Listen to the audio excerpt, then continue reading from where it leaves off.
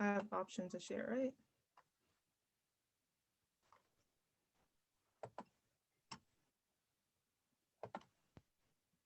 So, am I muted still, or? Nope, you're good to go.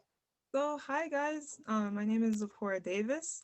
I'm going to be talking about the injustice system and the ideology that governs it, as well as the people that it profits from. So a little bit about me. I am a Nova, I am a Northern Virginia Community College alumni. I graduated with an Associates of International Studies, and immediately after I graduated, I went straight to Toronto to finish my bachelor's. So I'm currently a third year at York University's Glendon College. It's the small college Glendon is located at like the very end of Toronto, whereas the Keele campus, which is the larger college, is like located like kind of in the heart of Toronto, close to the University of Toronto. Um, I'm studying a political science. I'm doing political science, so I basically transitioned from international studies to poli sci, not not mostly out of like free will, most not mostly because I wanted to, but like because the international studies department is quite small at York, especially Glendon. And so like the political science had most of what I was looking for, it had like a large encompass of what I was looking for, like in law and critical theory, whereas international studies focuses on like the relations between different nations and how different governments operate. So yeah, that's just about me. So oh, a lot of people ask me why I why I moved to Canada, why I went to Toronto, and my usual response is that like I like the culture, but at the same time, it's mostly I just wanted to like get a different feel for like different place, like just to like visit different nations and like um get a feel for the world around us and get like a different view on the perspectives of politics. So that's just about me. I included my LinkedIn because this is actually my first time doing a conference. So I'm assuming that's the common courtesy to include your LinkedIn whenever you like presenting, right? So these are just a few of the organizations that are very critical towards the criminal justice system or the penal system that we have today. Black Lives Matter more so on the police brutality side, but that's still, it still kind of plays a part into the penal system that we have. And then you have the Justice Policy Institute, the Sentencing Project. This represents Angela Davis's organization. I believe it's called Critical Resistance. And she's been heading this organization for, I think as early as like the early 20th century, maybe not early 20th, like late 20th century. So we need to ask ourselves like, why does an institution made to deter crime and administer justice face so much backlash, especially in today's society where we have Black Lives Matter and basically these um mainstream talks about like reforming the prison system or the criminal justice system. So my thesis here is that neoliberalism has played an integral role in into why the carceral system can no longer be considered a contributor towards the administration of justice, but just another source of capital that is transfixed on exploiting the lower class, particularly Black and brown bodies. So we need to discuss that. So before we go into this, what I learned from mooting is that you have to have a framework, so let people know what you're going to be talking about. So what we're first going to talk about is the clear shift from capitalism to neoliberalism. We're also going to talk about the rise of the state of coercion or the coercive state, as well as the Centaur state and the tough on crime policies that came with it. Then we're going to move into the prison industrial complex, and then we're going to end with the private prisons. Are they to blame for the mass incarceration that we witnessed today? And then also some of the counteractive policies that have been proposed by scholars and organizations. So scholars often have this discussion about the nuances between neoliberalism and capitalism.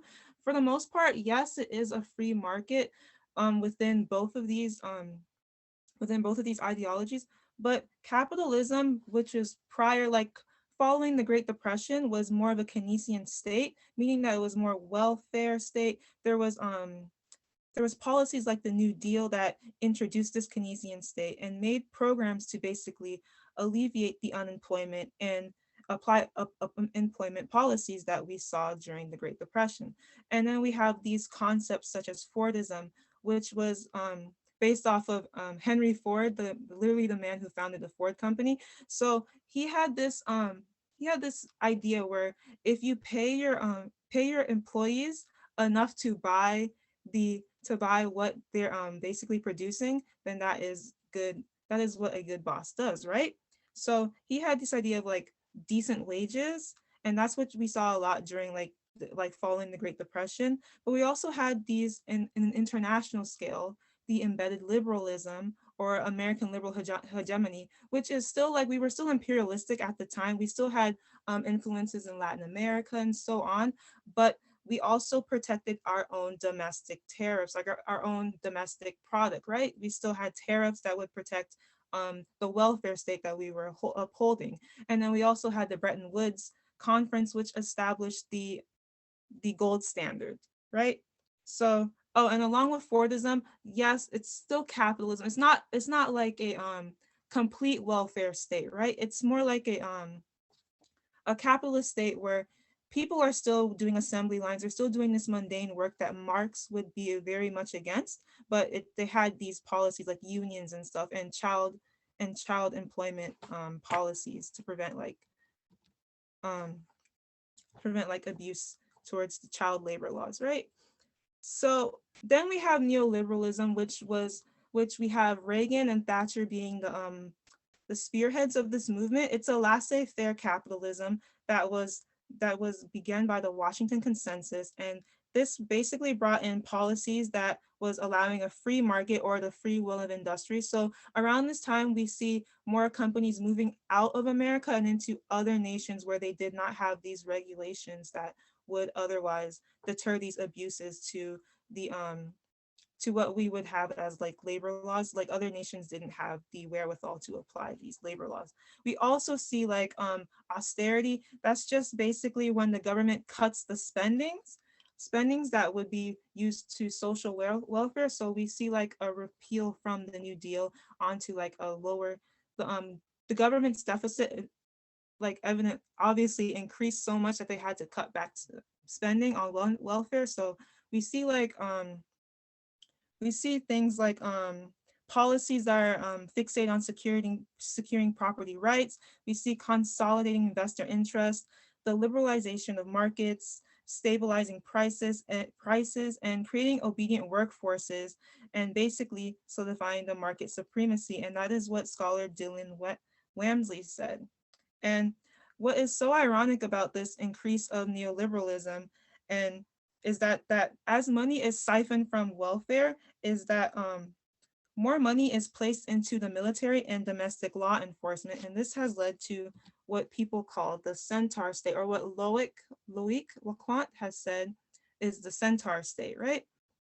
So it's sort of a paradox. Yes, we became economically more liberal. However, we had a authoritarian body, right? So we had like a militarized police and and literally a more militarized military, right? So when I first heard about the Centaur state, I was kind of what's the symbolism for this, right? Because at first I was thinking, so is he trying to say like did the police system become more aggressive and like a centaur, I guess? But no, what he's saying is that it's like a centaur is like a half man, half horse, right? So you have like a guided liberal head mounted upon an authoritarian body. And this is where we begin to see the law and order regime. And this concept, the state of coercion concept, was brought out by David McNally. He's he was an old professor at York. This is not a paid promotion, I swear, but he was a professor at York. But but he actually did a lot for the research when it comes to neoliberalism and um, its connections to the police, to the law and order regimes and the penal state. But he said that the state of coercion was that the state has increased its means to coerce society into a certain mold that would basically follow the neoliberal order, where we begin to see an era of the idolization of authority, right? So like I remember early in like the early 2000s when there was a lot of cop shows. You could see like how we have all these shows showing that, oh, cops are supposed to uphold the law and like the law is important, right? So now currently in the 21st century in contemporary times, we're beginning to see that the cops have been abusing their power. But back then we didn't really question. Not many people questioned this. It was more like a cops are meant to uphold the law, and like if you do something, then of course the cops are gonna like pursue you. So these we've also seen, so there are just these are just a few of the main policies that have contributed to mass incarceration, but we also want to talk about like McNally. He makes the excellent analysis that the coercive state also sought to criminalize the poor, right? So in Chicago we literally had the loitering laws of 1992, and this gave the authorities the rights to find and imprison people who loitered and the violators under the guise of addressing gang activity, drug dealing, or other various crimes. So when it's a natural thing when you are like of lower class people in like these lower class cities like Chicago, they would often loiter, right? So they didn't have a place to go. This is how they like monitored lower class bodies. And despite this being amended within the Chicago and Morales, the ruling of Chicago and Morales, it still portrays the attempt to police Black and brown bodies. And not only that, but we do see a rise in surveillance within these inner cities that an increased police presence in poor and people in cities where people of color are most likely found. Um, we see a bunch of raids against leftist groups and members within these communities. But also we have the Anti-Drug Abuse Act, which it might have seemed innocuous at first, like we understand drugs are not good and that we need to deter people from abusing these substances, but it was the it was accompanied with the Just Say No movement, and it was an effort to combat the abuse, but it led to an increase of incarceration, specifically for poor Black and brown bodies. So I'm not very familiar with like the different forms of cocaine, but here's what I understand mostly about this drug abuse, the Anti-Drug Abuse Act. It had a 100-to-1 disparity between the distribution of powder cocaine and then there is the crack cocaine. So for both, you get a 5-year sentence, right? So if you had 5 grams of the crack cocaine, which I believe was the cheaper version than the powder cocaine, than the 500 grams of the powder cocaine, you get 5 years. So five grams, you get 5 years. 500 grams of powder cocaine, you get 5 years. So the crack cocaine was cheaper, and so many African Americans and Black African Americans and Latinos and also poor people, also the lower class people could afford the crack cocaine. So could afford the crack cocaine. However, the affluent and white people could afford the powder variant. So it was a high, so you would have to have a large amount of the powder variant to be arrested for 5 years, whereas you only had to have like a little bit of the crack variant. So eventually we saw a large rise in like Black and brown bodies being placed into the penal system because they had just a little bit of the crack cocaine. And then we had the three strikes provision and the Violent Crime and Crime Control and Law Enforcement Act. These are both applied by the Clinton administration.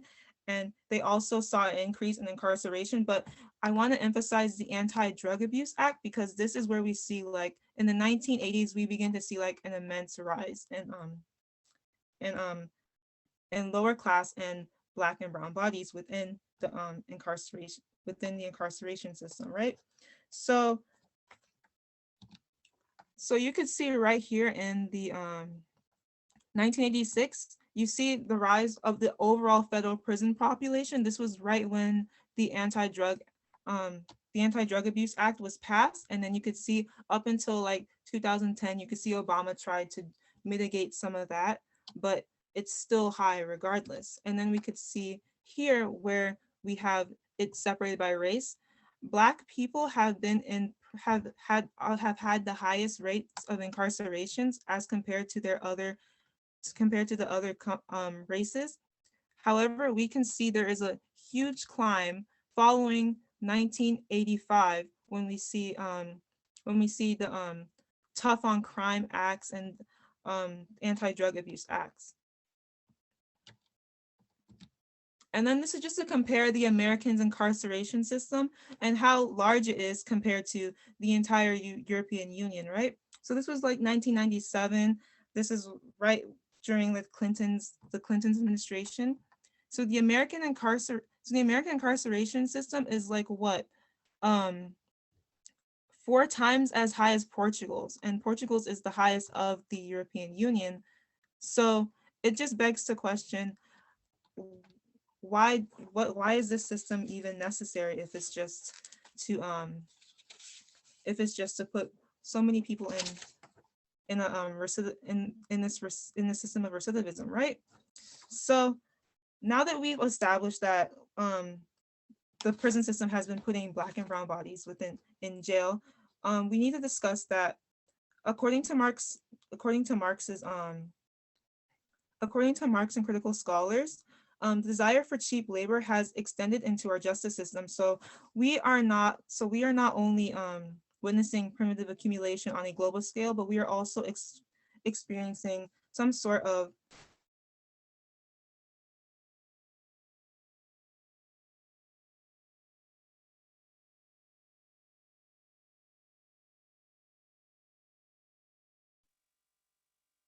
I think your mute button, Ms. Davis.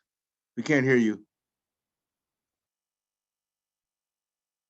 hated, but scholars all have a different way of defining it, but this is best defined as when there's an interweaving of corporate and government interests. And I'm pretty sure everybody knows Michelle Alexandra. She's the one who wrote the New Jim Crow. She basically pointed out the connection between the prison industrial complex, the need for this cheap and free labor that is currently known as prison labor. It still holds some parallels to to slavery that we had in the American system. But according to Marxists, um, corporations and the corporations that abused the loophole of the 13th Amendment that was meant to prevent slavery, they would they would basically scour the earth looking for some sort of cheap labor as so long as it gives them a large amount of profit. So these on the bottom are only just a few of the corporations that take advantage of this prison labor or cheap labor, but they also use this as a way of saying that, well, technically we do produce our products in America. However, it is not by good means. So furthermore, the discussion on private prisons. So whenever there's a discussion on neoliberalism and even capitalism, there's a discussion on privatization. And it's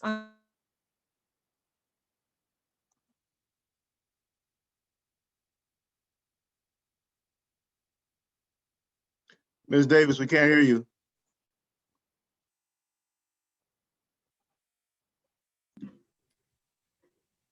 there's cleaning and maintenance, right?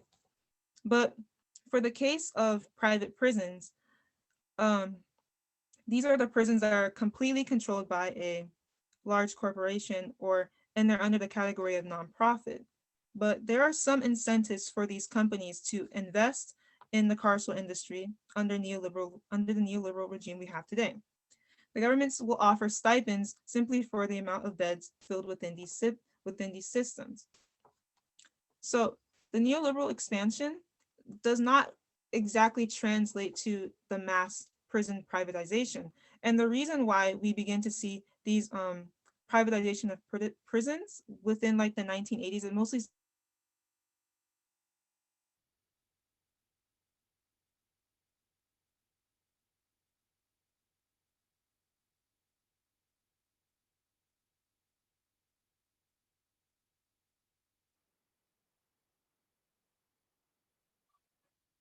because they have the wherewithal to address.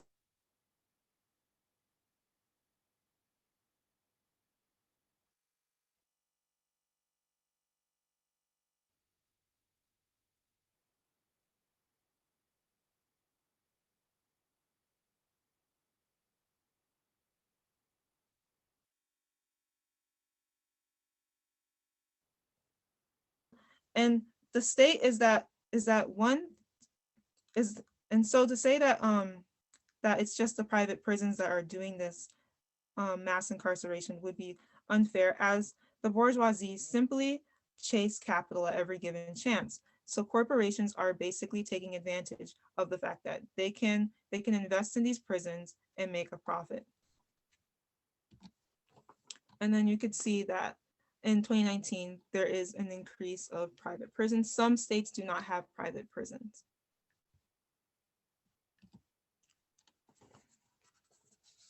So here were some counteractive policies, and that were discussed through different scholars. So multiple organization scholars have brought out these proposed solutions or better policies to replace the current carceral system. The criminal the decriminalization of illicit substances would be a response to the war on drugs, and it would more likely prioritize. We won't make drugs legal, obviously, but like it would prioritize the therapy and reintegration into society, right? So rather than just putting people in jail for possessing like crack cocaine, it would be better to provide them therapy so that they would be able to reintegrate into society. And sentencing mitigation was mostly brought up by a court case for a previous moot I had to participate in. And I felt like it would be an interesting discussion because it brings the question of a retrospective analysis when we come into these court cases, right? So one of the court cases I had to have a discussion with for mooting was, it's a Canadian court case, but it's Regina and Morris. And long story short, what occurred was that a Black man was basically convicted of possession of an illegal firearm. And what had happened at the time was that the police were on call to answer some sort of break-in, and they encountered these four Black men to on the way to the break-in, and they were going to ask them questions, but one of them, Morris, basically fled the scene. And it wasn't because he was the offender, but it was mostly because he had an illegal firearm and that he didn't want the police to find it. So he threw it into the stairwell as he was escaping. The police found it, and they basically argued that he should serve 4 to 5 years because one, he was running, and two, it's an illegal firearm, and Canada has strict firearm policies. But what the defendants did that I thought was very interesting was that they brought forth this report. I forgot the whole name, but it's called the IRCA report. And it's basically a report written by multiple professors that focus on Black studies. And they basically outline the history of discrimination, racism, and the relationship between Black Canadians and the criminal justice system. And so the judge took that into account and basically mitigated his sentence, saying that because there is a large representation of Black men in prison, that it would be unfair to give you this 4 to 5 prison sentencing. And I think it would be more better to just give you a year instead. So I think these sort of discussions would be very great to have in an American court, because we do need to take into account these sort of the history between Black Americans and the criminal justice system, as well as the history of slavery.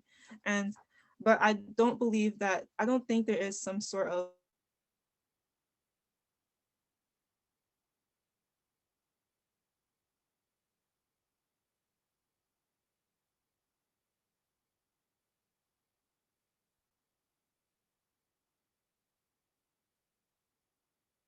petty crimes we really shouldn't have to have these people in jail for like such small crimes. It's clear, it's quite unfair.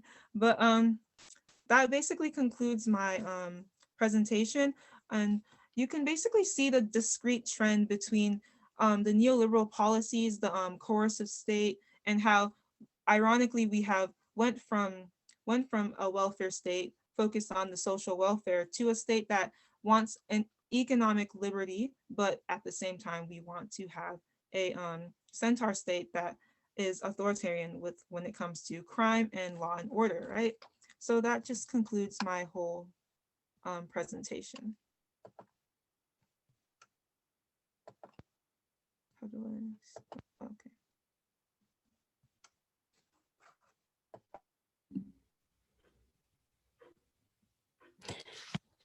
Thank you, Ms. Davis, for your presentation. At this time, we will open it up for discussion from the other participants in the session. So if there are questions at this moment, at this time, please feel free to ask any questions and provide any feedback to Ms. Davis. I do have one question for you, Ms. Davis, but I'll reserve my question until we see if our other participants in the room have questions.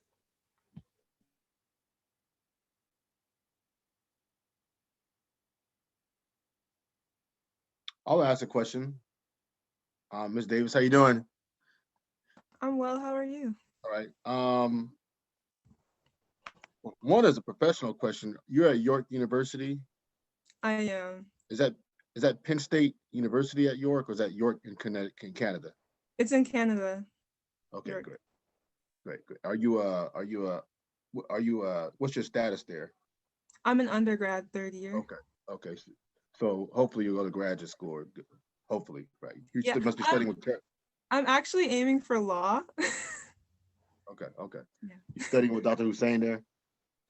I was supposed to take a class with her. I Okay. forgot her name, but she had a class, but like it was canceled because of the low enrollment rates. Okay. But I've heard of her. But Okay. yeah. Well, consider getting a doctorate in political science if you can think on it. But I was going to ask you, do you I want to see what your take is. There's a debate, maybe a minor debate, about the term the new Jim Crow, quote unquote, and some of the Marxist theorists. Let's say, for example, you may not have heard of them, like Adolph Reed or Cedric Johnson, like committed Marxist theorists, like really class first, race second, would say that the new Jim Crow concept is flawed because, and I want to see what you think about this, because incarceration, if you look across the country, even the Black folks, most of the people who are affected by incarceration chronically are poor communities, and if you want to look at race, poor Black communities. And that what you have is not mass incarceration. What you have, according to them, is quote unquote hyper incarceration, targeting the poorest of the communities. And the new Jim Crow assumes that it's a blanket, a broad application of discrimination in a way that in the 1950s, Marion Orr is writing about this. In the 1950s, an HBCU president at North Carolina Central University couldn't use the restaurant and airport, whereas today, when it comes to incarceration, they would argue that it's mostly poor communities, disproportionately Black, but poor communities. So the term "the new Jim Crow," they would say, is very much flawed, and we should use that. What do you think about that argument? So from what I can understand, with a lot of Marxist thinkers, their focus is mostly on class, right? Like they have this hyper focus on class that they do fail to see the disparities within race as well, if that's what you're asking. But I would say that like mass incarceration or hyper incarceration, I feel like they can be used interchangeably, but we do have evidence saying that like Black people, even before neoliberalism, was incarcerated at a higher rate because of like racism, right? So I feel like neoliberalism basically did make it hyper incarceration, but when it comes to Marxists, I would say that they do have a tendency to focus more on class instead of like considering race, if that answers your question. Mm. Do you agree with do you think the new Jim Crow term is a good use to describe the last 4 decades of incarceration, or how would you argue that? I feel like it would, because it still does like they still do pursue black and brown bodies, right? At the same way as the Jim Crow was mostly targeted towards Black and brown bodies. But I guess with Marxists, because like their focus is more on class disparities than race, that's why I lean closer to critical theory, because of the way Marxists are like tending to focus more on class disparities.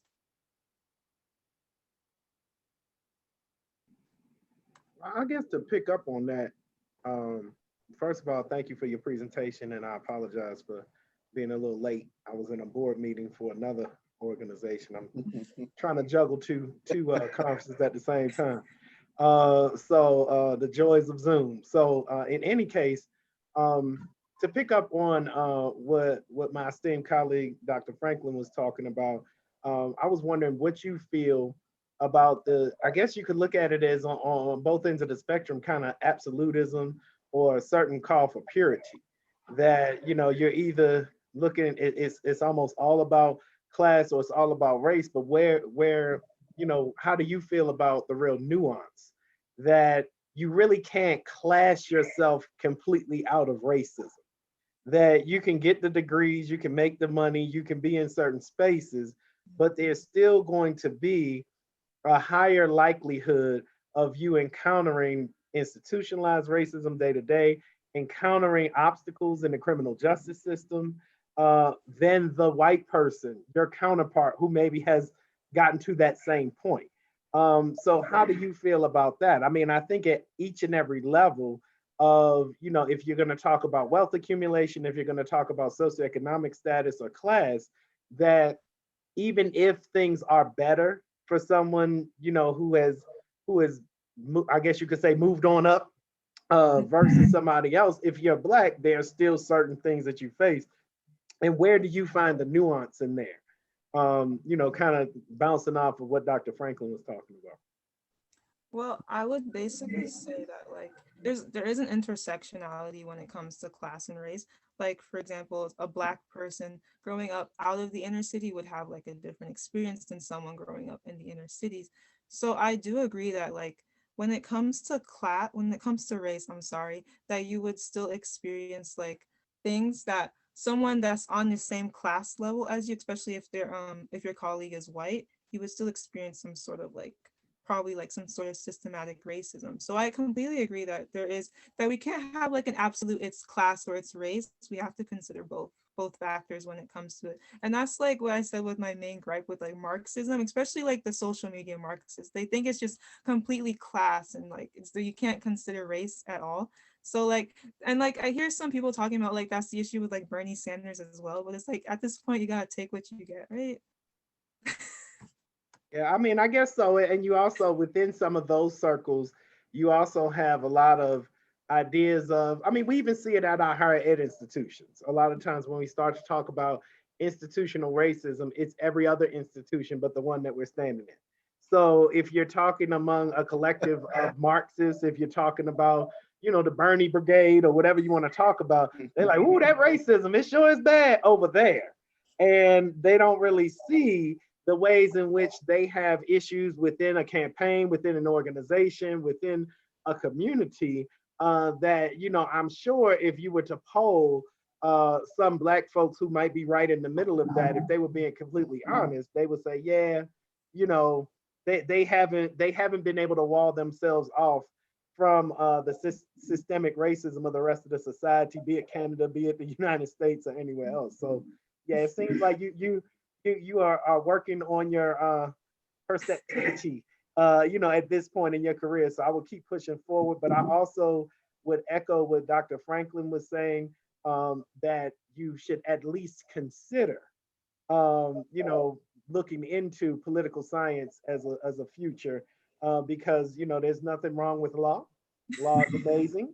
But at the same time, there's a whole lot that goes into, how you get to the laws that you're going to then implement and all of those things. And that's something that was a decision that I had to make early in my career. And I mean, at the end of the day, it's extra work, and I didn't do it, but there are also JD, PhD programs where you could get the JD and have a PhD in political science, and you could, have it all. Now, I'm not going to lie and say I did that because I didn't, and it sounds hard, but it seems like it is something that is doable. But I could just see, a keen level of perception in you, particularly to be in the third year. So definitely, weigh all your options and look at the different ways in which you can end up making a better world. Whatever you do, try to make a better world than what you do. Thank you. Thank you so much. I was going And to I ask one guess more I kind question. of want to Go ahead. echo the comments of my previous colleagues, Ms. Davis. and I would say this as a Black woman, I would definitely encourage you to consider the possibilities of graduate studies for a PhD. And one of the things that I would tell you is that not only would you play a role in shaping the theories and the research related to the discipline, but that plays into the production of knowledge and what we consider to be like the facts for, or at least the concrete theories for how we discuss the issues related to the discipline of political science. And I do think as a woman, you would bring a perspective that I think needs to be heard, definitely in the discipline of political science.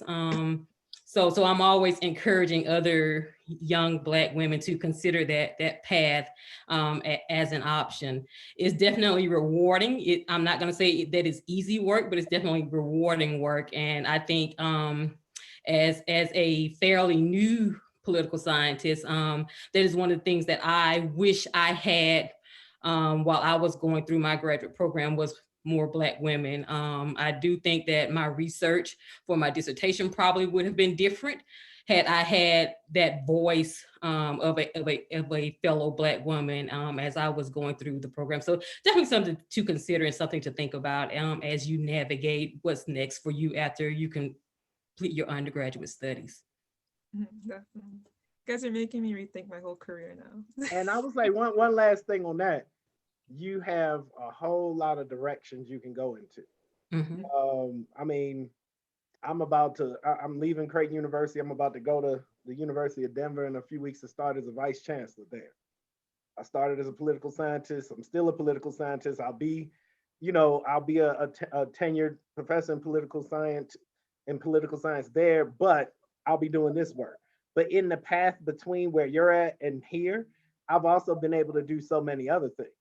Because I had that political science degree, that background, I've been able to be involved with campaigns. I've been able to be on television and radio, both locally, internationally, doing political analysis. I've been able to moderate debates, and I've been able to go do lobbying and bring students different places and do stuff.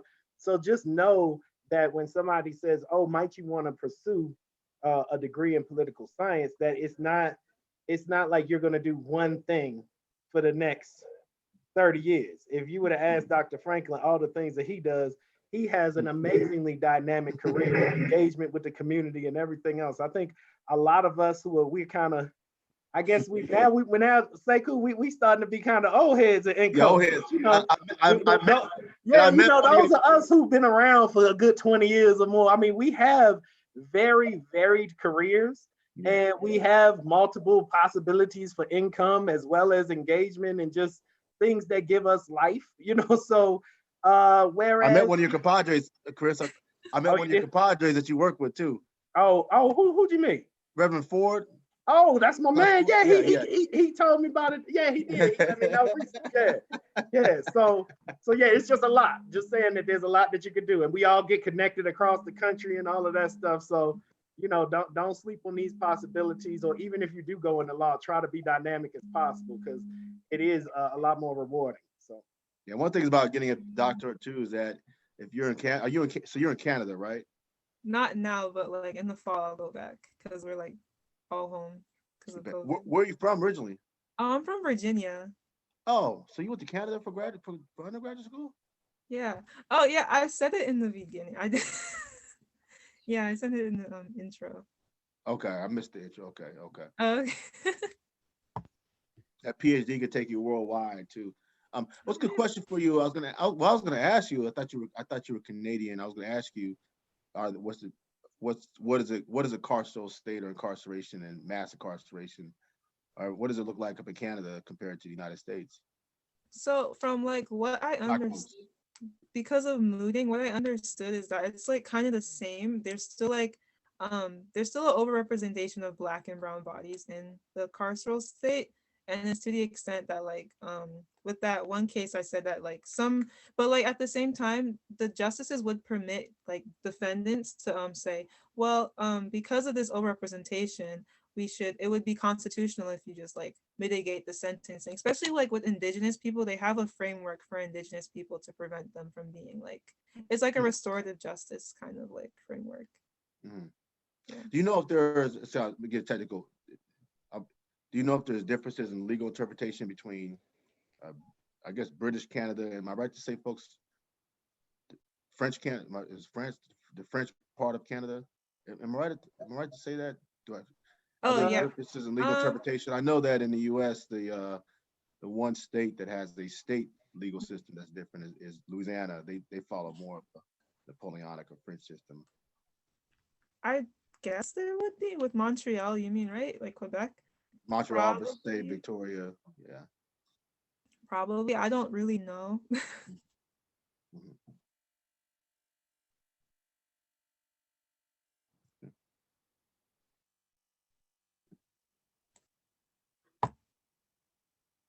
So were there other questions or comments for Ms. Davis? Yeah, I'm just gonna say, keep on pushing. Good luck to you. Good work. My computer is blinking on me and stuff, so I think I'm about to have a problem. So I'm gonna go. Let me say something. By the time Davis, you get your doctorate program, Chris is going to be the president of a university. So, Oh, yeah, look me up. Look me. Dr. Witt. Yeah. Yeah, just look up, and look up look up the Black Dr. Christopher M. Witt, because early in my career, I found out that there's a Christopher M. Witt in Canada who's also a political scientist who's white. It's crazy. Oh, goodness. He actually, the work that he did, it wasn't like the mirror image of my work, but it was kind of like I had a big focus on American politics. He had a big focus on Canadian politics, but I know I'm Christopher Matthew Witt. He's Christopher Michael Witt, I think. But yeah, when you looking it up and they put you on the phone with a white dude, that's not the dude. You gotta look for me. Okay. All right. Well, I'm gonna see y'all later because like I said, my computer's doing something, so I gotta figure this out. So I'll talk to y'all later. All right. Bye. Thank you. And I'm gonna head on out and get ready for that APSA panel that we have. Zipporah, we have I'm sorry, Dr. Moore. We have No, you're fine. we have a APSA, INCOPS, HBCU luncheon and an out and at 2:00 Eastern. Mhm. So if you want to come, then come, and there'll be a chance to connect with the universe of people who want to tell you about pipeline programs and all that stuff like that. Oh, that'd be nice. That'd be nice. Yeah. So it's 2:00. Do I get an invitation or do I have to go back onto the portal? You can just go back onto the portal, go to the general sessions, and then you'll get to it easily. Okay. Thanks. Thank you so much, guys. Was there other presentations today or was it just me?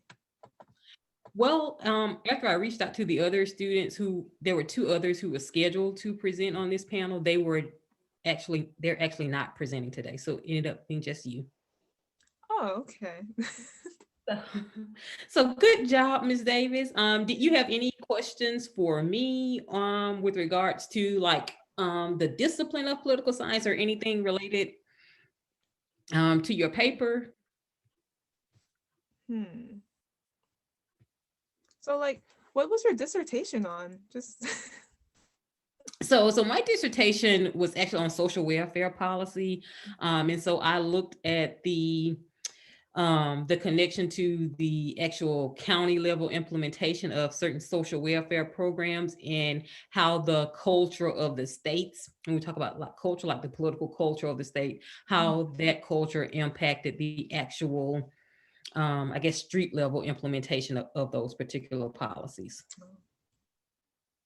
So it was not my original intent, but it was kind of like the dissertation I did to complete my program. So that's cool. Wait, what?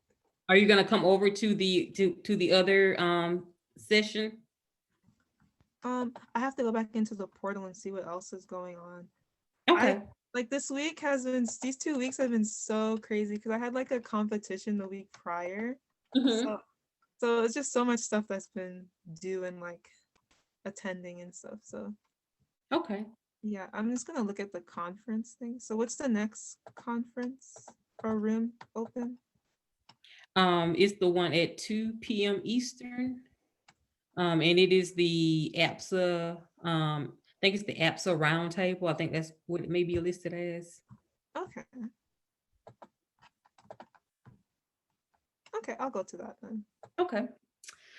Well, again, great job with your presentation. I apologize that I also missed the introduction to it, but from what I've seen, you're doing amazing research, and it's definitely research that needs to be investigated and elevated for the discipline. So great job, and I wish you well for whatever's next, whether it's law school or a PhD program, Maybe both now. or both.